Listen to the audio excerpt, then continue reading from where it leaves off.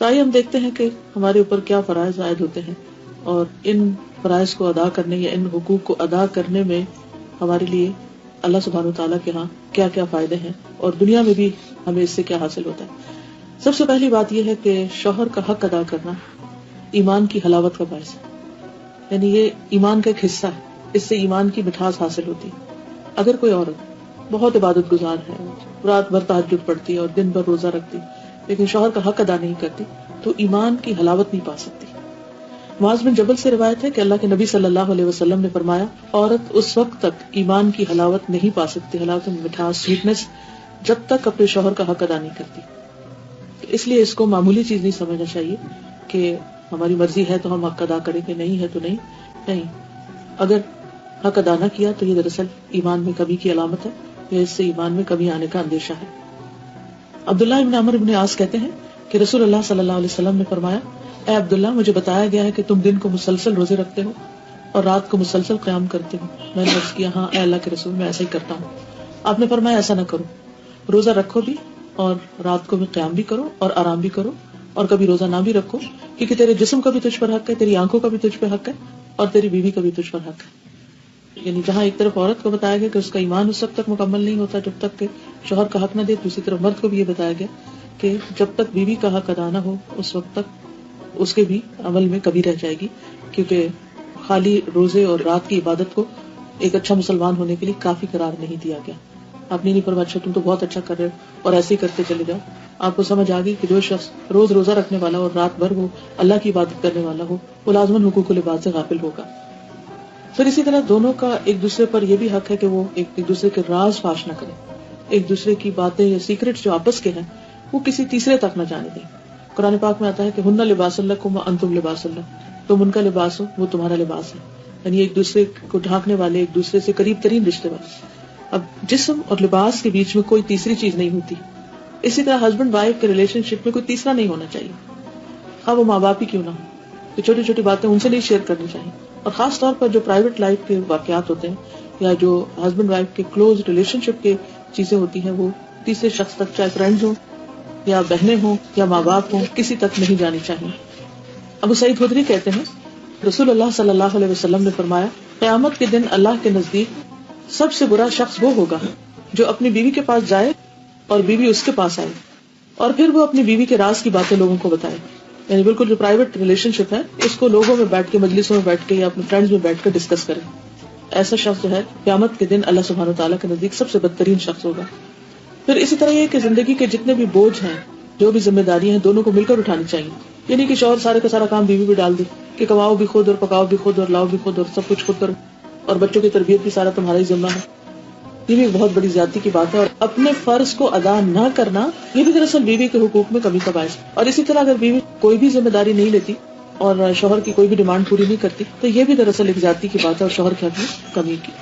پھر اسی طرح بعض اوقات یہ بھی ہوتا ہے کہ جیسے اولاد کی تربیت ہے یا گھر میں لین دین ہے یا اور معاملات ہیں, تو سارے کے سارے کسی ایک فریق پر آ جاتے ہیں. اور خاص طور پر ہمارے کلچر میں بعض اوقات یہ ساری عورتوں ہی کی ذمہ داریاں ڈال دی گئی کہ بچوں کو اسکول لینا بھی اور چھوڑنا بھی, اور سودا سلف لانا بھی, اور پکانا بھی, اور سرو بھی کرنا, اور خاندانوں کو بھی سنبھالنا, اور باقی سارے کام بھی عورت کی ذمہ داری ہو گئے. تو اللہ سبحانہ تعالیٰ نے یہ سب کچھ عورت کے اوپر نہیں ڈالا. اور پھر اگر بچوں کے اندر کوئی کمی بیشی ہے یا ان کی تعلیم میں اپس اینڈ ڈاؤن ہوتے ہیں تو اس میں بھی پھر عام طور پر عورت کو بلیم کر دیا جاتا ہے کہ تم نے خیال نہیں رکھا یا تم نے اپنی ذمہ داری پوری نہیں کی. حالانکہ حدیث میں آتا ہے کہ بہترین تحفہ جو والد اپنے بچوں کو دے سکتا ہے وہ اچھا اخلاق ہے, اچھا ادب. یعنی بہترین ادب سکھانا جو ہے وہ باپ کا بہترین تحفہ ہے. عام طور پر باپ دن رات کمانے میں لگے رہتے ہیں, وہ سمجھتے ہیں کہ اگر ہم زیادہ سے زیادہ بچوں کو کھلونے لا دیں گے یا ان کو آؤٹنگ پہ لے جائیں گے یا باہر کھانا کھلا دیں گے تو اس سے شاید ہمارے فرائض پورے ہو جائیں یا ان کو جو ٹائم دینے کا ہمارا ذمہ ہے وہ ادا ہو جائے. تو اس کے بارے میں یہ ہے کہ ان چیزوں سے صرف ذمہ داریاں پوری نہیں ہوتی, وہ اس سے آگے بڑھ کر ان کی دنیا اور آخرت کی فکر کرنے ہی سے ادا ہوگی. پھر خوشگوار تعلقات کے لیے بیوی کی ذمہ داری یہ ہے کہ وہ اپنے رب کے حق کے ساتھ ساتھ شوہر کا حق ادا کرے. رسول اللہ صلی اللہ علیہ وسلم نے فرمایا, اس ذات کی قسم جس کے ہاتھ میں میری جان ہے, عورت اس وقت تک رب کا حق ادا نہیں کر سکتی جب تک شوہر کا حق ادا نہ کرے. تو وہ رب کو خوش نہیں کر سکتی جب تک کہ شوہر کو خوش نہ کرے. عورت اگر پالان پر سوار ہو یا اونٹ پر بیٹھی ہوئی ہو اور اس کا شوہر اسے بلائے تب بھی اسے انکار نہیں کرنا چاہیے, اس کی بات ماننی چاہیے. پھر اسی طرح شوہر کی عزت اور احترام بھی ضروری.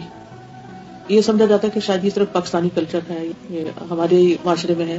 ایسا نہیں ہے. ہمارے دین نے ہمیں یہ سکھایا ہے کہ ٹھیک ہے کہ دونوں ایک دوسرے کے ساتھی ہیں، ایک دوسرے کے لیے سکون کا باعث ہیں، لیکن اللہ تعالیٰ نے مرد کو ایک درجہ اوپر رکھا ہے. قرآن پاک میں وَلِلرِّجَالِ عَلَيْهِنَّ درجہ کہہ کے یعنی دونوں کے حقوق ہیں، عورتوں کے بھی حقوق ہیں، مردوں کے بھی حقوق ہیں، لیکن مردوں کا ایک درجہ زیادہ رکھا تاکہ گھر کا انتظام اور جو زندگی کا ایک سفر ہے وہ بہترین طریقے سے آرگنائز وے میں چلے. کیونکہ کوئی بھی آرگنائزیشن ایک ہیڈ کے بغیر نہیں چل سکتی، اور کسی بھی آرگنائزیشن میں دو لوگوں کو برابر کا ہیڈ بنا دیا جائے تو بھی کام نہیں چلتا. تو اس لیے مرد کا چونکہ ایک درجہ زیادہ ہے، اس لیے درجہ جہاں زیادہ ہوتا ہے وہاں رسپانسبلٹی بھی زیادہ ہوتی ہے، اور وہاں پر ایک حق بھی زیادہ ہوتا ہے، اور وہاں رسپیکٹ بھی دینا ضروری ہوتا ہے. تو یہاں پر حضرت ابو ہریرہ کی روایت ہے، نبی اکرم صلی اللہ علیہ وسلم نے فرمایا، اگر میں اللہ کے علاوہ کسی دوسرے کو سجدہ کرنے کا حکم دیتا تو بیوی کو حکم دیتا کہ وہ شوہر کو سجدہ کرے.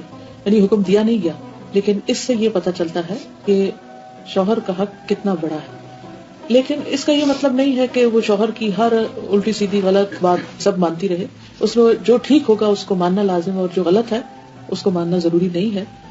عبد الرحمن بن عوف کہتے ہیں کہ رسول اللہ صلی اللہ علیہ وسلم نے فرمایا، جو عورت 5 وقت نماز پڑھتی ہو، ماہ رمضان کے روزے رکھتی ہو، اپنی شرمگاہ کی حفاظت کرتی ہو، اپنے شوہر کی اطاعت کرتی ہو، اس سے کہا جائے گا کہ جنت کے جس دروازے سے چاہو داخل ہو جاؤ.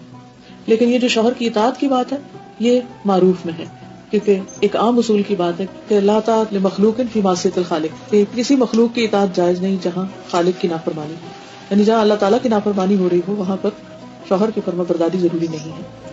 پھر اسی طرح یہ ہے کہ عورت کے اوپر یہ بھی ذمہ داری عائد ہوتی ہے کہ وہ اپنے شوہر کی اطاعت کے ساتھ ساتھ اس کی خدمت بھی کرے.